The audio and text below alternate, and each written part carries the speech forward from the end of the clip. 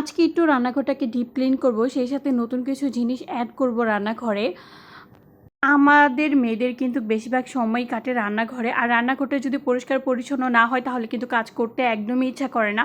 তো আমি যেহেতু বেশ কিছুদিন বাসায় ছিলাম না, একদম ধুলোবালিতে সব কিছু একদম নোংরা হয়ে গেছে। নর্মালি দেখা যায় সব কিছু ক্লিন করা হলে এর একটা দেখা যায় যে বছরে 2বার আমি ডিপ ক্লিন করি, এমনিতে সাইড দিয়ে মুছে নেই, কিন্তু সব কিছু নামিয়ে সেরকমভাবে ক্লিন করা খুব কমই হয়।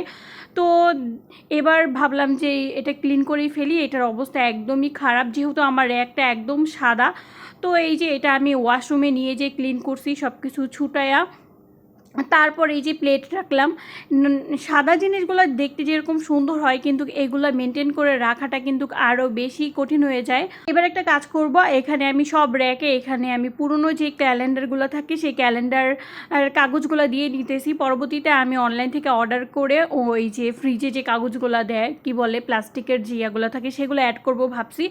আপাতত এখানে আমি মানে পুরোনো ক্যালেন্ডার দিয়ে কাজ চালাই নিতেছি, কারণ ক্যালেন্ডার দিয়ে থাকলে উপর থেকে যে ধুলাবালি পড়বে সেগুলো আর মানে নিচে করবে না, আমার পরিষ্কার করতে সুবিধা হবে। শুধুমাত্র কাগজটা চেঞ্জ করলে হবে।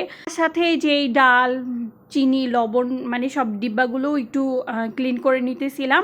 ভাবলাম যখন ক্লিন করা হবে সব কিছু ক্লিন করি। আর এখানে আমি চামচগুলো ধুয়ে রাখছিলাম, তো এখানে আমি আবার চামচগুলো অ্যাড করতেছি। আমার র্যাকটার একটা সুবিধা, এখানে আমি চামচগুলার 2টা মানে কি বলে রাখার জায়গা আছে, ওইটাতে রাখতে পারি। রাখলে যেটা হয় সুবিধা হয়, এক্সট্রা করে চামচ অন্য জায়গায় রাখতে হয় না। তারপরে এই র্যাকটা এটা যেটা হয়েছিল, আমি ওই যে নর্মালি ওই হুকগুলো দিয়ে আটকে রাখছিলাম, এটা কিছুদিন পর খুলে গিয়েছিলো, এটাকে আবার সেট করে নিলাম। তারপর এক এক করে সবগুলো কাঁচের জারগুলা বা চিনি এই জারগুলো আমি এই র্যাকে রাখি। তো ভাবলাম যে যেহেতু সব কিছুই ক্লিন করতেছি, রান্নার টুলাগুলোও ক্লিন করি। চুলা দেখা যায় প্রত্যেকদিন রান্নার পরই ক্লিন করে ফেলি।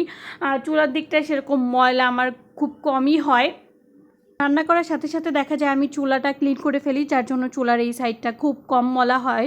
আর এমনিতে আমার বাসার পানিতে যেহেতু আয়রন, তারপরে দেখা যায় যে মানে টাইলস মানে সব কিছু একদম রেড হয়ে যায়। আর বাসার রান্নাঘরের সব কিছু পছন্দ হলেও বাসার রান্নাঘরের টাইলসটা আমার সেরকম পছন্দ না। কী করার, ভাড়া বাসায় তো আর সব কিছু ম্যানেজ করে মানে থাকা সম্ভব না। এক একটা জিনিস এক এক রকম হবে, সব তো আর আমার পছন্দের মতো হবে না।